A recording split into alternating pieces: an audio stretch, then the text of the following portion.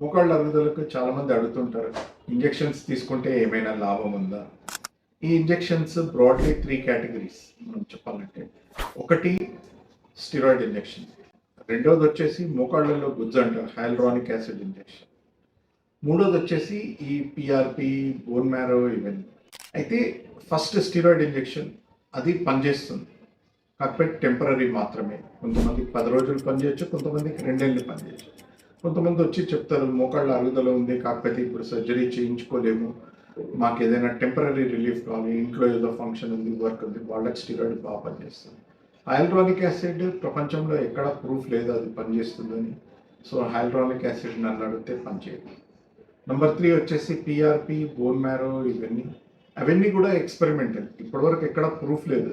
Try చేయొచ్చు, కాకపోతే ఇప్పటివరకు ప్రపంచంలో ప్రూఫ్ లేదు అవన్నీ పనిచేస్తాయని. మీరు తెలుసుకోవాల్సింది ఏంటంటే ఎవిడెన్స్ మీరు తెలుసుకొని దాని తర్వాత డెసిషన్ తీసుకోవాలి. ప్రపంచంలో ఎవిడెన్స్ ఏముంది అన్నది తీసుకోవడానికి మనం ఏదైనా ఇంజెక్షన్ తీసుకోవచ్చు, కాకపోతే ఫస్ట్ ఏంటి ఎవిడెన్స్ తెలియాలి.